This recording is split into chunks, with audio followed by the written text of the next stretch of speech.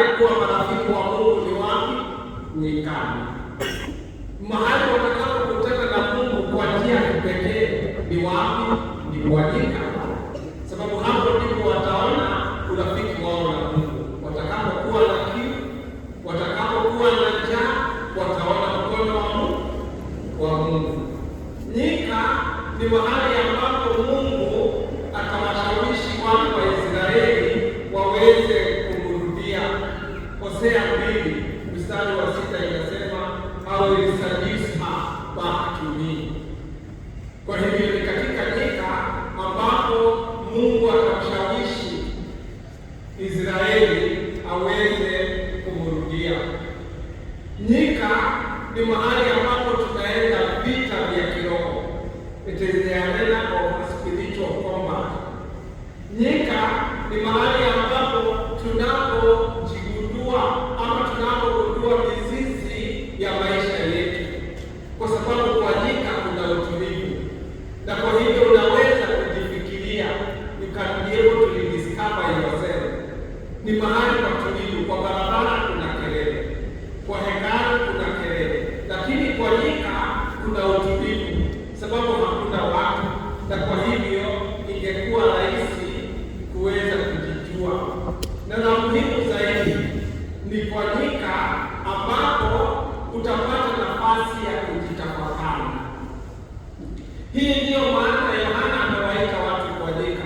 Apparently watu wengi walienda huko kwa sababu bado anatangaza toba na watu wanataka kumrudia Mungu, na kwa hivyo walienda ili waweze kukutana na wao binafsi. Kwa hivyo nyika ni wapi? Ni mahali tunapotafuta kukutana na sisi binafsi. It is where we are able to confront ourselves. Na ndiyo maana basi walipokuja aliwaambia nini? Tubuni. Ujumbe wake ulikuwa tubuni, maana ufalme wa Mungu umekaribia. Na akawakumbusha again na quote Isaiah. Hii ni sauti ya mtu aliye nyikani, utayarisheni Bwana njia, yanyosheni mapito yake. Na kwa hivyo ujumbe wa Jumapili ya pili ni twende kwa nyika, twende tukutane na sisi binafsi, twende tujiangalie. Na kwa sababu tumefunga mwaka, na kama tulivyosema, tulifunga mwaka na sherehe ya Kristo Mfalme, na Kristo Mfalme nilikuwa kama graduation. Naona saa hizi kila kona ni graduation na watu wanafurahi. Wewe graduation yako ilikuwa aje? Ulifunga mwaka aje? Umefunga mwaka na Yesu na umemtangaza Kristo kuwa mfalme. Ikiwa ametangazwa kuwa mfalme kwa kuonekana katika maisha yako, hongera, sababu umegraduate vizuri. Ikiwa graduation yako haikuwa furaha, ni minimal, basi Mungu bado anatupa nafasi hii. Na ndiyo maana leo anatuita nyikani, twende tuangalie ni nini hiyo imefanya tusimtangaze Kristo kama Bwana na Mfalme. Yesu na Mungu hatulaumu, ametupa nafasi hii, na ndiyo maana Isaya amesema yanyosheni mapito yake.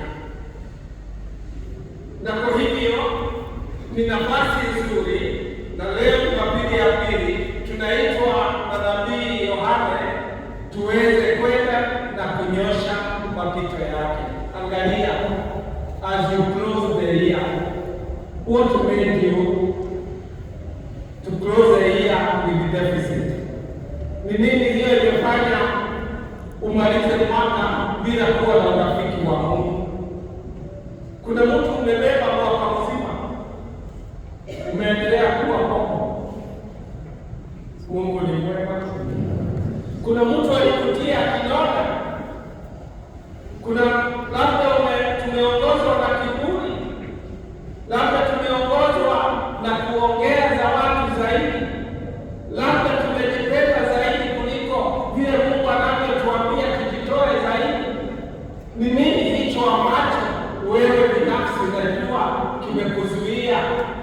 kumkaribia Mungu wote zetu. Kama tunavyojua, nyakati nyingi hata dhambi inatuzuia. Dhambi ni kansa kubwa, sababu tunapokuwa na dhambi Mungu yuko mbali. Sasa ndio maana tunaambiwa, angalia, tumsifu Yesu Kristo. Na hata tunapoelekea Krismasi, angalia mambo ambayo yanatuvutia zaidi. Tunawaza juu ya sherehe ambazo zinakuja, lakini je, tunawaza jinsi tutakavyomkaribisha Mungu zaidi? Na kwa hivyo toba ni kuondoa garbage ambayo inazuia nyumba yetu kuwa safi. Kumbuka, tunapokuwa na wageni huwa tunafanya nini?